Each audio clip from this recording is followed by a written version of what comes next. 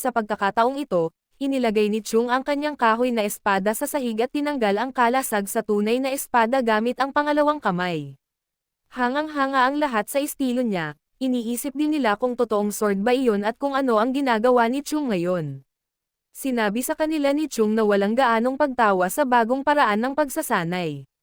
Sinabi niya na ang bawat isa sa kanila ay nangangailangan lamang ng kamatayan. Kapag natakot ang mga disipolo na iyon at naisip na si Chung ay nababaliw na ngayon, inindayog ni Chung ang kanyang espada at sinabing mas gugustuhin niyang mamatay kaysa makita silang matalo. Hindi niya hahayaang matalo sila laban sa Southern Edge Sect. Sinabi niya sa mga nakatatanda na lahat sila ay maaaring manalo, ngunit pagkatapos ay gumawa siya ng isang pagwawasto at sinabi na dapat silang manalo, at gagawin niya ito upang sila ay manalo. Sinabi sa kanya ni Gul na kung magagawa niya iyon, gagawin niya ang lahat ng sasabihin niya. Ngunit itinanong niya kung ano ang ibig niyang sabihin sa sinabi niya tungkol sa pangangailangan nilang makaranas ng kamatayan. Sinabi niya sa kanya na humakbang pasulong. Natakot si Gul. Nakatalikod din ang lahat ng iba para hindi na nila kailangang harapin si Chung. Handang umiyak si Gul na makita silang ginagawa ito, at sa tingin niya ay walang pakikipagkaibigan ang mga Darn na ito. Sinabihan siya ni Chung na lumapit sa kanya ng mabilis. Dahan-daang lumapit sa kanya si Gul. Tinanong siya ni Chung na kumpirmahin kung gusto niyang maging mas malakas. Sagot niya, oo. Sinabi ni Chung na maaaring kakaiba ito sa kanya, ngunit lahat sila ay sapat na. Hindi alam ni Gul ang ibig niyang sabihin. Ipinaliwanag ni Chung na ang lahat ng kanilang pagsasanay, sa buong oras na ito, ay hindi para sa wala. Nalilito. Tinanong siya ni Gul kung hindi niya sinabi na wala silang pagkakataon laban sa Southern Edge Sect. Sumagot si Chung, tama iyan. Tinanong siya ni Gul kung naging mas malakas sila o hindi. Isinalaysay ni Chung na kung ang tingin nila kay Lee Songbik ay isa sa mga mas malakas sa Southern Edge Sect, kung gayon ang kanilang mga pamantayan ay halos pareho pa rin sa nakaraan. Hindi imposibleng manalo laban sa kanila, bagamat kailangan ni Yeonjong ng swerte sa kanyang panig. Gayunpaman, ang natitira sa kanila ay tiyak na matatalo, maliban kung may nangyaring milagro. Sa totoo lang, hindi sila mananalo, kahit may milagro. Sinabi niya sa kanila na ang dahilan kung bakit walang sino man sa kanila ang mananalo ay hindi dahil sila ay mahina. Ang kanilang katawan ay nasanay na, ngunit sila ay kumikilos pa rin sa parehong paraan tulad ng dati. Tinanong siya ni Gul kung sinasabi niya na may mali sa kanilang ginagawa ngayon. Tinanong siya ni Chung kung bakit sa tingin niya ay natutunan niya ang espada. Iniisip ni Gul na sa Mount Wasek, iisa lang ang sagot sa tanong na ito. Ito ay upang makakuha ng kontrol sa kanilang katawan sa pamamagitan ng espada at upang maabot ang kaliwanagan. Sa kalaunan, sa isang Daoist sect, ang tanging dahilan upang matutunan ang sword ay gamitin ito upang maabot ang kaliwanagan. Ngunit ang sagot na iyon ay malamang na hindi ang hinahanap ni Chung. Sumagot si Gul na natutunan nila ito upang manalo laban sa kanilang kalaban. Tinatawag ito ni Jung na isang tugon na ganap na hindi angkop sa isang Daoist, isang karaniwang sagot ng madilim na paksayon. Tumanggaw siya at sinabing gustong-gusto niya ito. Iniisip ni Gul na dapat ay umalis na lamang siya sa malinaw na sagot.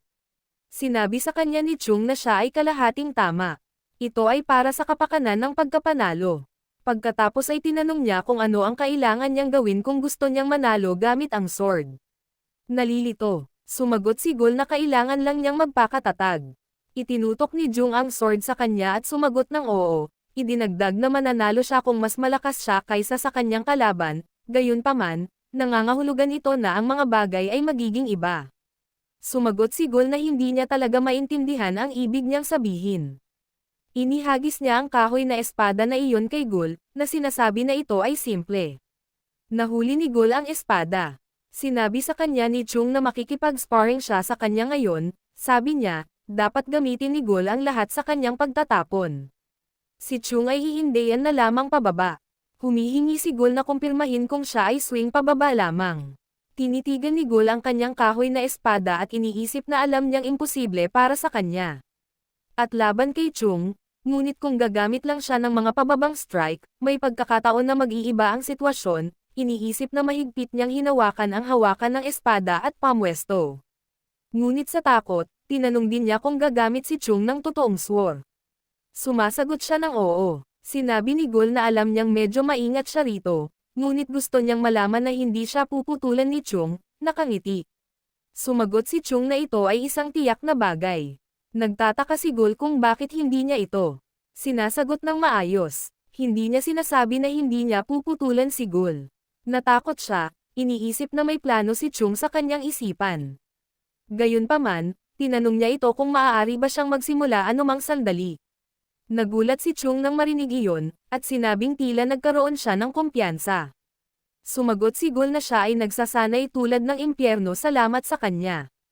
Kung tutuusin, napansin ni Chung na nanginginig pa rin siya. Napangiti siya, sa tingin niya ay mabuti. Sinabi ni Gul na darating siya, at pagkatapos ay tumalon sa hangin upang ilunsad ang pag-atake. Bago umatake, sinabi niya kay Chung na hindi ito personal, kahit na naaalala niya ang lahat ng kalupitan na ginawa ni Chung sa kanila. Ginagamit niya ang falling petals sword technique at inaatake siya, ngunit tumalon si Chung at umiwas sa pag-atake. Pakiramdam ni Chung ay ito ay ganap na personal, at nagtataka kung ano ang kanyang ginawa na napakali. Hindi tumigil doon si Gul. Pinandilatan niya si Chung gamit ang Ursa Major Steps technique at nagmamadaling pumunta kay Chung. Tumalon pabalik si Chung para takasan ito, ngunit agad na ginamit ni Gul ang Falling Petals Sword technique para tamaan siya. Madaling naiwasan din ito ni Chung, ngunit natutuwa siyang makita ang kombinasyon ng paggamit ng Falling Petals Sword. Matapos isara ang distansya sa pagitan nila ng Ursa Major Steps, inamin niya na talagang may talento si Gul. Iniisip niya na kung pag-uusapan lang nila kung gaano kalaki ang talento niya, tiyak na hindi siya mababa kay Lee Chunbek. Hindi nakakagulat na may tiwala si Gul sa kanyang sarili. Patuloy na inaatake siya ni Gul, ngunit patuloy silang tinatakasan ni Chung. Ngunit nang makita ng Gul ang kanyang espada ng ganoon, sinabi ng ibang mga disipolo na parang dinadala siya ni Gul sa sulok. Sa isang panig, tinanong niya si Jong kung ang Gul ay hindi gumagawa ng mas mahusay kaysa sa inaasahan, sumagot siya na malamang na ganito ang hitsura sa ibabaw. Ipinaliwanag niya na habang mukhang itinataboy niya siya sa sulok, sa isang panig, hindi pa siya nakakakuha ng anumang mga hit. Isinalaysay ni Jong na si Chung Mayong ay hindi gumagamit ng special movement technique o anumang bagay na katulad nito. Gumagawa lang siya ng mga tamang galaw sa tamang direksyon para makalampas sa lahat ng laslas ng Gul. Sa isang paraan, mukhang gumagawa sila ng isang uri ng choreographed sword dance. Maaaring tila hindi sinasadya ni Gul si Chung Mayong. Iniisip ni Jong kung ito ay maaaring mangyari, dahil nababasa niya ang lahat ng galaw ng Gul. Sa tingin niya ay ilang buwan na dito si Chung, ngunit hanggang ngayon ay hindi pa siya nakikita ni Chung na nakikipagsapalaran, kahit na umiiwas lang siya sa lahat ng laslas nang hindi man lang umaatake, ramdam pa rin niya ang pagkakaiba ng lakas nila Chung Mayong. Pinag-iisipan niya kung gaano karaming mga galaw ni Chung ang mababasa niya kung siya ang lumalaban ngayon, si Gul ay humihingal habang iniindayog niya ang kanyang espada ng matagal. Napagtanto niya na sapat na ang pag-iwas ni Chung, na gustong malayo sa kanyang mga laslas. Para bang alam niya kung saan siya susunod na hahampasin, at madaling umiwas sa kanyang espada. Pakiramdam ni Gul ay walang pag-asa, nanginginig. Iniisip niya na nagsanay siya hanggang sa naramdaman niyang mamatay. Akala niya ay bumuti na siya, pero iniisip niya kung ito lang ba ang kaya niyang gawin. Biglang may napansin si Chung na kakaiba sa kanya, maging si Chung ay nabigla nang mapagmasdan na ang mga mata ng Gul at ang mga sword ay nagsimulang kumikinang. Natigilan ang ibang mga disipolo nang makitang alam ni Gul kung paano gamitin ang sword chi. Si Gul ay nagmamadaling lumapit kay Chung at umatake gamit ang kanyang kai, ngunit si Chung ay muling humakbang palayo at iniwasan ito. Ngunit ang pag-atake ay napakatindi na ginawa nito ang lupa at ang pader na gumuho. Nang si Gul ay lumuhad sa harapan ni Chung, itinaas niya ang kanyang espada at sinabing, "Iyon na." Kasabay nito ay hinampis niya si Gu bago umabot ang talon sa kanyang mukha. Pinahinto ito ni Chung doon, na lumilikha ng malalakas na hangin sa lupa. Nasa ganoong posisyon pa rin si Gul dahil sa takot. Pinagpapawisan siya ng malamig. Napaupo siya sa sahig, nanginginig at hinihingal. Tinanong siya ni Chung kung ano ang pakiramdam ng halos mamatay, nanginginig. Tinawag ni Gul na baliw na demonyo si Chung. Natuwa si Chung sa sagot niya at humajejek. Pagkatapos ay sinabihan niya itong magpahinga sandali. Si Chung ay tuwid na mukha, ibinaling ang kanyang ulo sa iba at hiniling sa susunod na lumapit. Natigilan ang lahat sa boses niya. Ibinaling ni Chung ang kanyang ulo kay Jonghak at sinabi sa kanya na kinakausap siya ni Chung.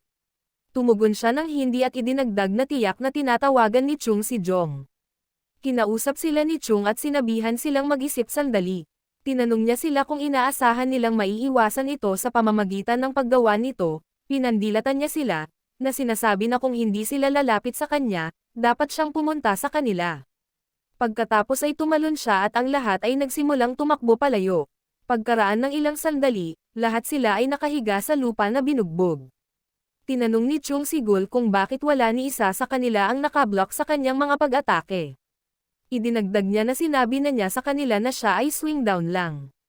Muli siyang nagtanong kung bakit hindi nila may block ang isang bagay na napakalinaw. Galit na napapikit si Gul sa pamamagitan ng pagtingin sa kanya at sumigaw na ito ay dahil mabilis si Chung. Ipinaliwanag niya na si Chung ay napakabilis at malakas na hindi nila mapipigilan ang kanyang mga pag-atake kahit na alam nila ang tungkol sa mga ito. Iyon ay isang bagay na kahit isang 3 taong gulang na bata ay malalaman. Nagtanong si Chung kung bakit hindi nila ito ginagamit kung alam nila ito. Ang puntong ito ay nagpapaisip kay Gul. Itinaas ni Chung ang kanyang espada at nilaslas ito sa hangin. Lumilikha ito ng parehong mga daloy ng hangin tulad ng ginawa ng nauna. Pagkatapos ipakita sa kanya iyon, tinanong niya si Gul kung hindi ito simple. Tumingin si Gul sa kanyang espada at tinanong kung ito ang ginamit niya kanina. Sumasagot siya ng oo. Sinabi ni Gul na naramdaman ito ng ilang beses pagkatapos, bagaman. Tinanong niya kung hindi naging madali si Chung sa welga na iyon ngayon lang, sumagot si Chung na natural na ang espada na nakikita niya mula sa malayo ay parang iba sa umuuyon pababa sa kanya. Ibig sabihin, ang ginawa lang niya ay kayang gawin ng sino man basta't sanayin ang kanilang katawan. Ipinaliwanag niya na ang una ay ang kanilang lower part na ang kanilang katawan ay kailangang matibay na nakaugat sa lupa upang hindi sila manginig kahit kaunti pagkatapos nito, na ilalabas nila ang lakas gamit ang kanilang mga kamay. Muli niyang isinagawa ang strike na iyon at nilikha ang mga airwave na iyon upang ipakita. Tinatawag niya itong swing. Pinagmamasdan ito ni Gul sa pagkakataong ito at isinalaysay na ito ay hindi isang napakabilis na welga na hindi niya masundan ng kanyang mga mata, o isang hindi kapani-pani walang sword technique. Ito ay isang mabilis at simpleng paghindayog pababa ng walang anumang hindi kinakailangang paggalaw. Biglang nagsalita si Jong mula sa likuran, sinasabing naiintindihan niya ang sinasabi ni Chung. Idinagdag niya na sinusubukan ni Chung na sabihin sa kanila na sa halip na subukang pag-aralan ang mga haka-haka na sword techniques ng walang kabuluhan, mas mabuti para sa kanila na sanayin ang kanilang mga katawan at gumamit ng base upang aiugoy ang kanilang mga sword sa simpleng paraan. Sumagot si Chung na bukod pa riyan, kailangan din nilang magkaroon ng determinasyon na patayin ang kanilang kalaban sa isang welga, ang pasya na hindi na kailangang iugoy ang espada sa pangalawang pagkakataon, ang desisyon na nagsasabi sa kanila na sila ay mamamatay kung sila hindi kayang pumatay sa isang welga. Napagtanto na ngayon ni Chung kung bakit gustong ipakita ni Chung ang lahat ng ito sa kanila upang maniwala sila pagkatapos na makita ito sa kanilang sarili. Pagkatapos ng lahat, mayroong isang malaking pagkakaiba sa pagitan ng pagharap sa isang bagay na maaaring pumatay sa kanila, at marinig lamang ang tungkol dito. Tumingin siya sa kanyang mga kasama at iniisip na ang mga taong ito ay hindi sasang-ayon sa sinasabi ni Chung nang hindi naranasan ang kanyang mga welga ng personal. Pinaalalahanan ni Jong si Chung na sila ay mga disipulo ng Mount Hua sect, at nagtanong kung hindi nila dapat gamitin ang kanilang sect sword techniques upang labanan ang kanilang mga kalaban. Pagkatapos ng kaunting pause, tinanong siya ni Chung kung ano ang unang stroke ng six-fold combo sword technique. Sagot ni Jong na ito ay pababang indayog. Nagtanong si Chung kung ang six-fold combo sword technique hindi kabilang sa Mount Hua sect. Ipinaliwanag niya na ang six-fold combo sword technique ay isa sa mga pangunahing kaalaman sa Mount Hua sect. Ito ang pundasyon ng lahat sa Mount Hua sect na nagsisimula at nagtatapos sa six-fold combo. Ngunit ang mga taong iyon na hindi man lang marunong gumamit nito ay sinusubukang gumamit ng mga teknik tulad ng falling petal sword at ang Ursa Major steps. Sinabi niya sa kanila na itago ang isang bagay sa kanilang isipan, kung hindi man lang nila makabisado ang six-fold combo, walang saysay na subukang matuto ng iba pang sword techniques. Idinagdag niya na ang isang gusali na walang matibay na pundasyon ay palaging babagsak sa kaunting hampas ng hangin. Pagkatapos ng lahat, ginagamit ng bawat sword technique ng Mount Wasect ang six-fold combo bilang base. Dapat silang lahat ay matuto munang gamitin ang lahat ng kanilang nalalaman ng malaya. Tumango ang lahat matapos maintindihan ang sinasabi niya.